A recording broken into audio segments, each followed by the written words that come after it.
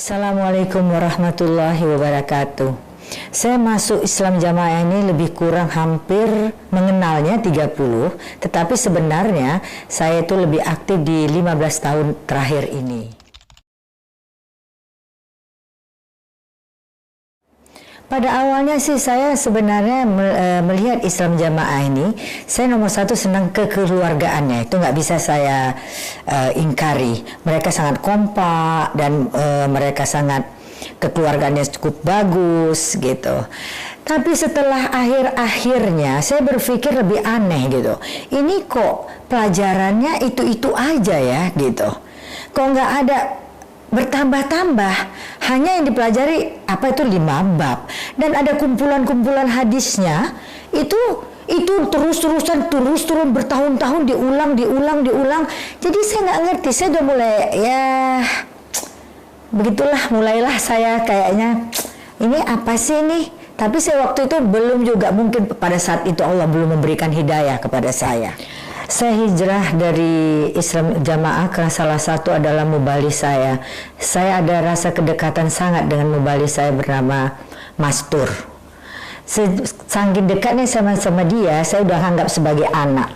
Dan dia mengajari saya, ya seperti yang diajari pada Islam Jamaah. Mengaji, segala macam saya diajari. Setelah itu, tak lama kemudian ya, udah lama itu saya dengar dia keluar. Saya heran, kenapa bisa dia keluar? Lantas saya tanya ke Mastur, kenapa kamu keluar Mastur? Dia menjawab, ada sesuatu nanti saya akan terangkan ibu, katanya. Saya penasaran, saya panggil ke rumah saya minta ceritakan apa sebab-sebab semuanya gitu. Dan sangat menyedihkan perlakuan mereka terhadap Mastur. Langsung mereka menyuruh Mastur itu keluar dari rumahnya itu. Padahal Mastur itu saya tahu riwayat daripada tanah tersebut itu saya tahu betul pengasihan dari siapa. Dia disuruh keluar dari rumah itu dan akhirnya dibayarlah rumah itu. Tetapi yang saya menyedihkan itu perlakuan daripada Islam Jamaah itu terhadap Mastur. Oleh sebab saya melihat mubalik saya seperti dia dan kawan-kawan yang lain, terus seperti Mas Hadi, Mas Andre, ada beberapa orang yang telah keluar ikut dengan Mastur ini keluar. Saya panggil semuanya ke rumah saya dan mereka menceritakan apa sebab mereka keluar. Dari situlah saya langsung hijrah. Malam itu saya katakan saya hijrah. Saya buat surat kepada Islam Jamaah bahwa saya keluar dari Islam Jamaah dan saya rincikan apa sebab-sebab saya keluar. Dan tidak lama kemudian diblok semua HWA saya dan saya totality dimusuhi oleh mereka. Saya nggak apa-apa sih dimusuhin, ya wis. Saya juga nggak perlu temenan sama mereka udah saya anggap takfiri. Pada saat itu Mastur itu ya menyedihkan sekali kisahnya. Dia tidak boleh lagi masuk ke rumah itu, di tembok rumahnya. Dia mau ngambil barang aja dalam rumahnya itu nggak bisa lagi. Akses itu sebenarnya dari dalam masjid itu bisa, dari depan dan dari samping bisa. Di tembok mereka akses yang dari depan sehingga dia dari samping masuk dengan jalan yang kecil. Dan dia tidak bisa lagi mengambil semua barang-barangnya dari rumahnya kembali. Ini menyedihkan. Padahal Mastur itu sudah cukup lama di Islam Jamaah sebagai mubalih di sana.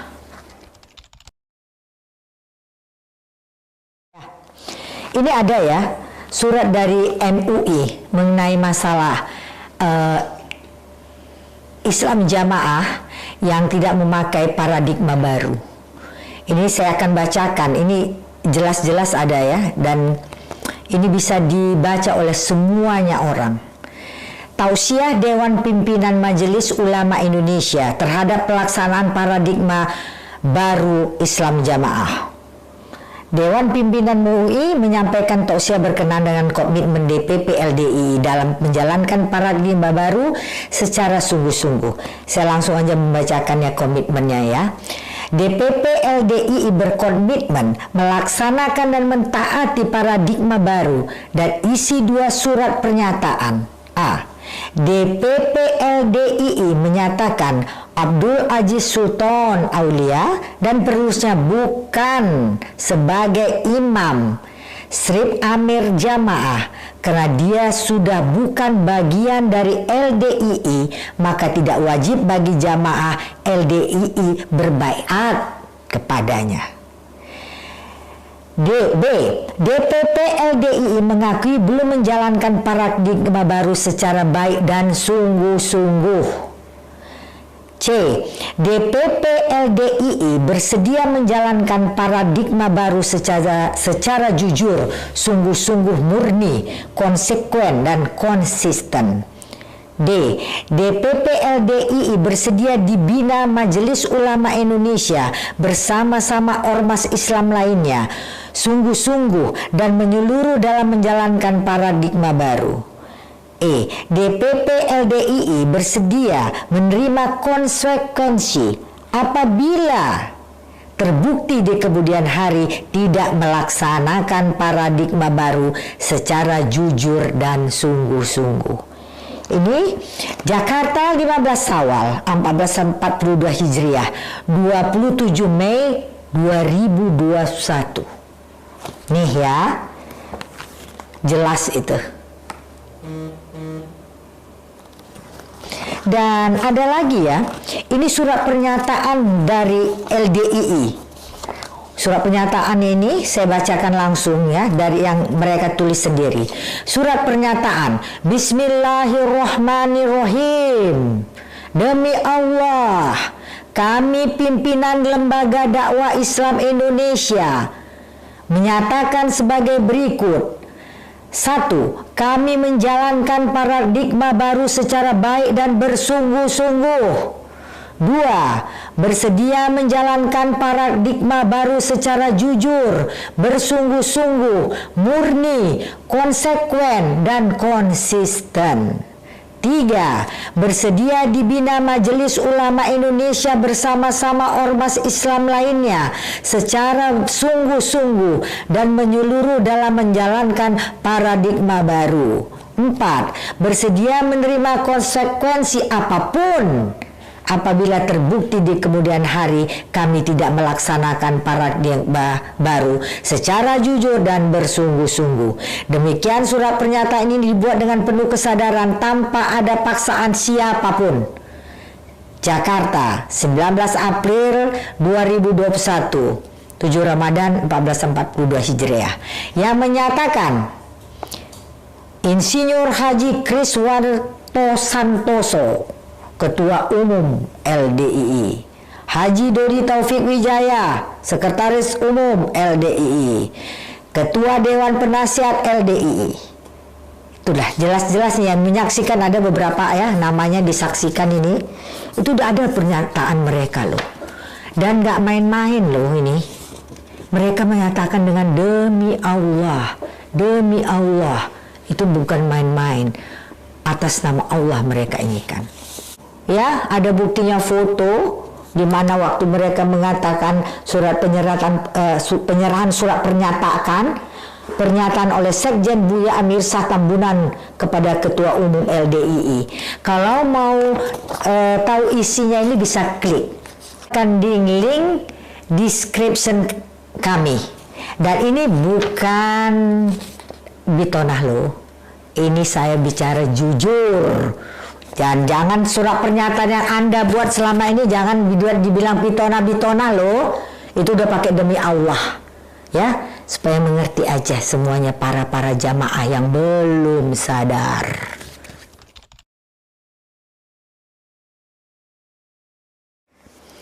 Ada namanya Bubali, namanya Samiin. Itu saya paling sebel sama dia. Pertama kali dia bilang sama saya menanyakan, dia bertanya kepada saya, apa yang dimaksud dengan takfiri? Dia bertanya sama saya, loh takfiri itu kan nggak boleh. Terus dia sepertinya langsung marah dengan saya.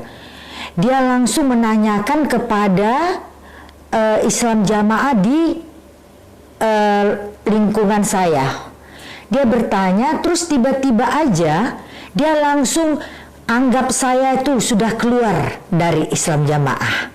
Saya langsung panggil dia, saya cari dia, tapi saya nggak bisa bertemu. Tapi yang jelas itu Samiin itulah sebenarnya yang memprovokasi semuanya kepada seluruhnya. Sejak itulah saya diblok sama mereka semuanya, dikeluarkan dari grup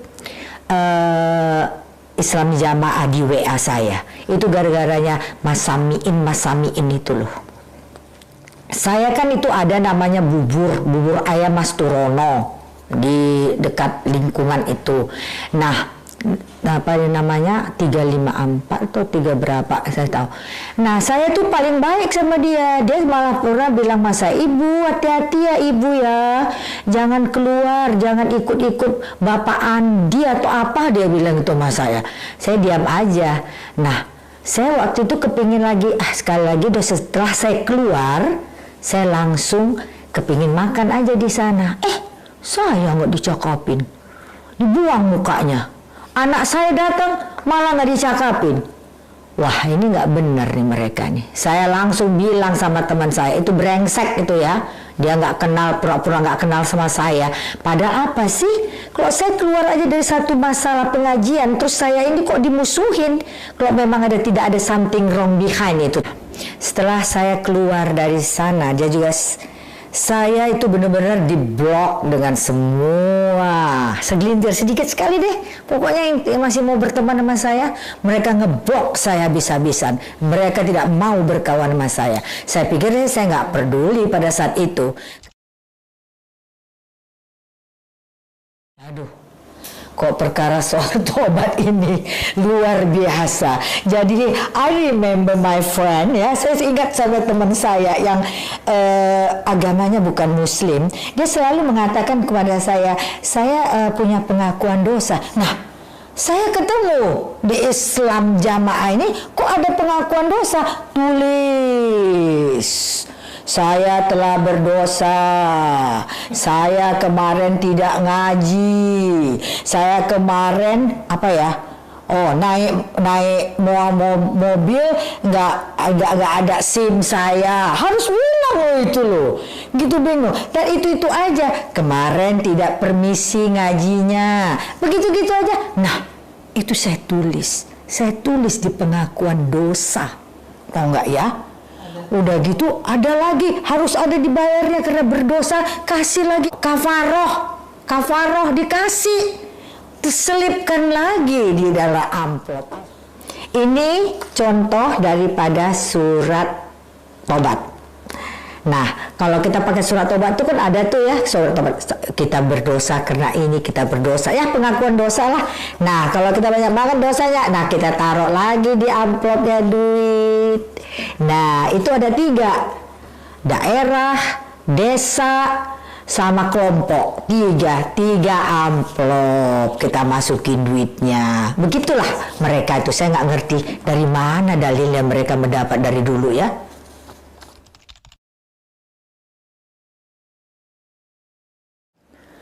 Wah, itu sangat banyak sekali ya.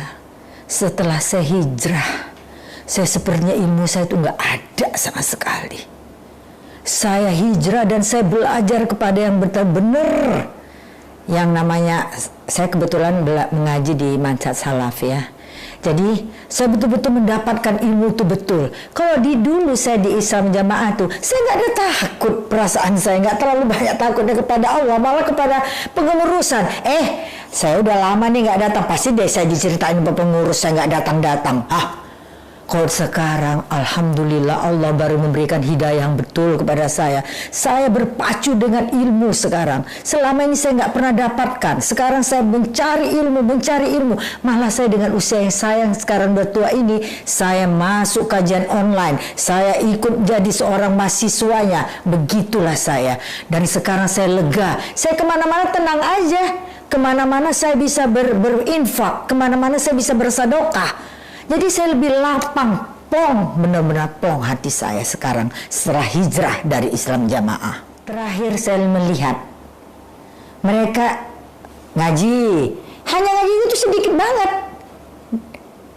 Ujuk-ujuknya kumpul duit, dan setiap ngaji kita harus mengasih uang.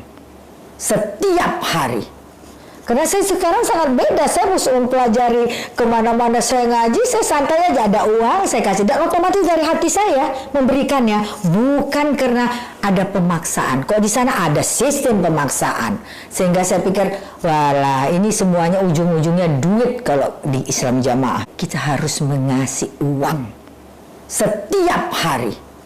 Karena saya sekarang sangat beda, saya harus mempelajari kemana-mana saya ngaji, saya santai aja, ada uang saya kasih, dan otomatis dari hati saya memberikannya, bukan karena ada pemaksaan. Kok di sana ada sistem pemaksaan, sehingga saya pikir, walah ini semuanya ujung-ujungnya duit kalau di Islam Jamaah itu. Seminggu itu bisa kadang-kadang 4 kali. Gak ada ilmu, saya pikir saya datang nih, diceritakan apa ya namanya ya, kok saya lupa ya, keluarga, apa namanya, keluarga bahagia. Keluarga bahagia, kumpul-kumpul duit lagi, mau pergi jalan sana, jalan sini. Itu aja yang saya dapat, 15 menit atau 10 menit baca Al-Quran dan artinya. Dan mereka nggak boleh lagi pakai Al-Quran kecuali Al-Quran mereka. Sekarang saya nggak mau lagi Al-Quran itu lagi. Saya beli yang ada lah, yang jelas ada. Itu enggak, kata-katanya apa-apanya juga harus. Mangkul apaan saya nggak ngerti itu. Nah, kalau di Islam Jamaah dulu saya ya, harus mangkul nih. Mangkul seperti ini nih, seperti ini nih, mangkul ya. Nah, mangkul, buku ini, kola Rasulullah, berkatalah Rasulullah gitu. Nah, itu kalau kita ini tidak mangkul dari mubalih atau mubaligotnya Islam Jamaah, itu tidak sah. Meskipun kita sudah ke ustadz-ustadz yang lain lebih paham dan lebih tinggi ilmu mereka bilang itu tidak sah. Dan yang paling aneh buat saya itu, mereka itu ya, mubali-mubaligot itu tidak mengerti bahasa Arab. Jadi bagaimana mereka bisa menerangkan kepada kita, dan mereka sendiri tidak pakai kitab tafsir. Jadi mereka itu menafsirkan sendiri. Jadi kalau mubali satu dengan yang lain belum tentu sama loh. Jadi begitulah mereka, itulah dia Islam Jamaah. Jadi begitulah cara mereka menafsirkan, bukan menafsirkan atas pendapat mereka sendiri, gitu. Pendapat mereka sendiri yang mereka indikan. Jadi bukan melalui buku-buku tafsir, bukan sama sekali. Jadi ya berubah-ubah apa yang dimaksud dengan mereka. Dan mereka tidak bisa bahasa Arab, itu yang paling aneh buat saya. Bagaimana dia bisa menafsirkan dengan kata-katanya seperti ini? Itulah dia kalau di sana harus belajarnya, harus memangkulkannya dari mubali dan mubaligotnya, harus sampai ke kita. Jadi mereka yang harus memangkulkannya, kalau tidak sah.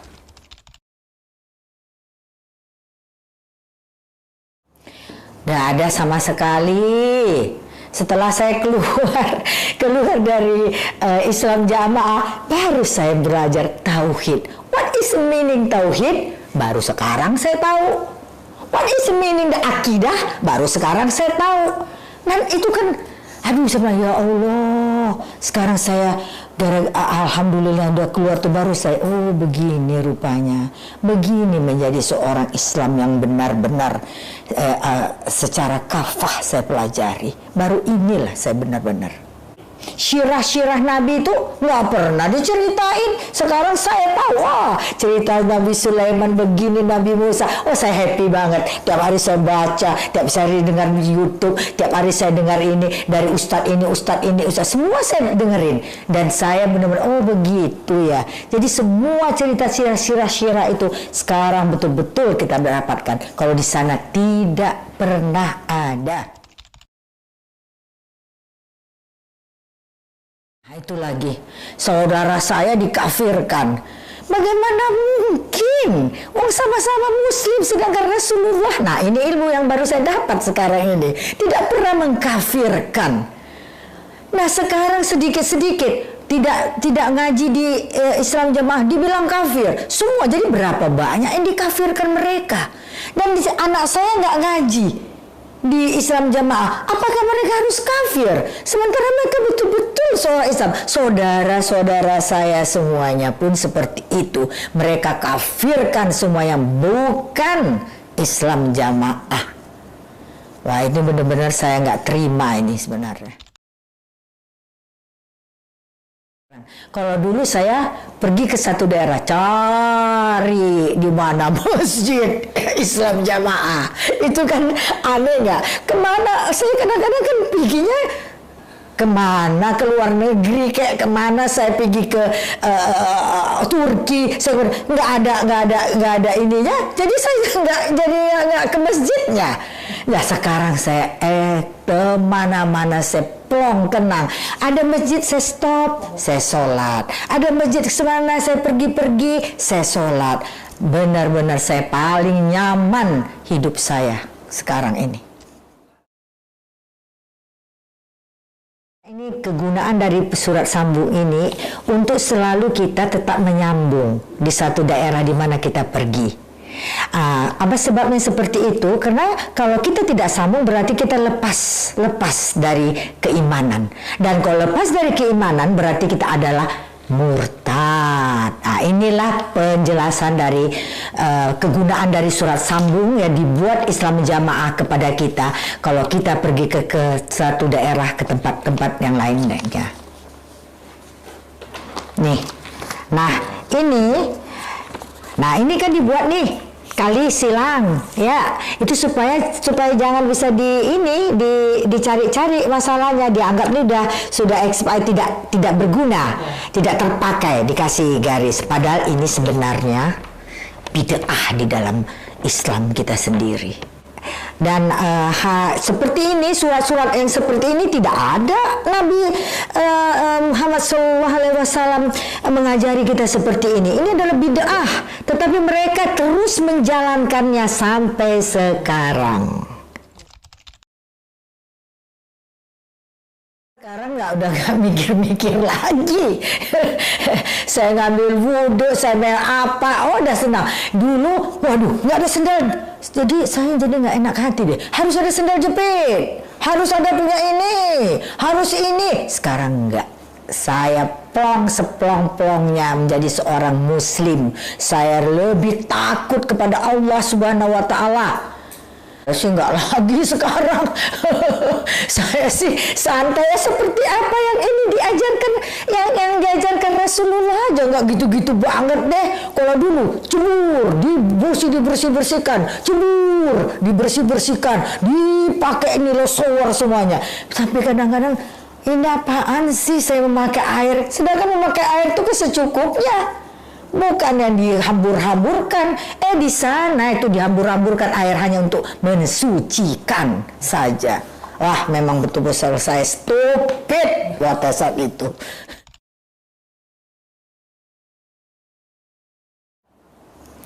Betul. Saya melihat ya, mereka itu nanti sebelum nikah yang ini dari pemerintah yang resmi, mereka ada namanya nikah dalam.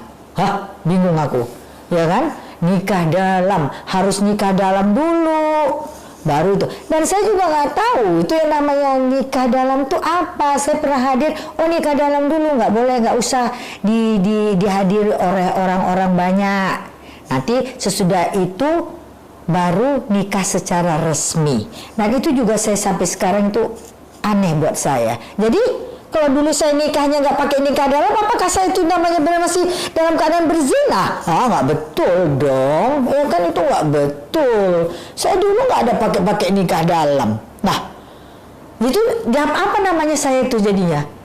Itu nggak betul. Saya nggak setuju itu. Habis waktu saya. Saya itu kadang-kadang suka nangis di tengah malam. Berapa tahun saya habis waktu saya yang tidak ada sama sekali dapat saya ilmunya. Itu memang menyedihkan buat saya. Saya sekarang udah tua berpacu. Tiap hari itu ajalah kerja saya, belajar. Betapa sangat banyaknya ilmu yang tidak saya dapatkan di sana. Itu yang penyesalan yang tidak habis buat saya sampai sekarang ini. Alhamdulillah ya Allah. Engkau beri hidayah kepada aku di saat-saat di akhir-akhir hidupku. Ini benar-benar kalau saya cerita soal hidayah, saya jadinya saya sangat sedih, bahagia, Gimana sekarang ini saya mendapatkan hidayah dari Allah Subhanahu wa ta'ala. Selama ini saya telah merasa saya telah salah yang telah saya lakukan. Alhamdulillah Allah memberikan hidayah kepada saya sehingga saya bisa juga memberikan ilmu saya sekarang ini kepada anak-anak saya, kepada saudara-saudara saya. Kalau dulu saya merasa mereka itu tidak suka dengan saya sebenarnya pada saat saya masih di Islam Jamaah, tapi sekarang mereka mendengarkan apapun saya katakan, bahwa apa yang saya katakan itu benar adanya. Ini benar-benar nikmat yang luar biasa Allah berikan kepada saya, dan hidayah ini adalah hak prerogatif dari Allah dan saya mendapatkannya. Ini betul-betul luar biasa. Maaf saya agak terharu ya soal masalah hidayah ini. Benar-benar saya bersyukur. Saya setiap malam memohon kepada Allah, tetapkan ya Allah hidayah saya ini. Tetapkan ya Allah, jangan sampai tergoyangkan lagi. Itulah yang saya dapatkan setelah saya keluar dari Islam Jamaah.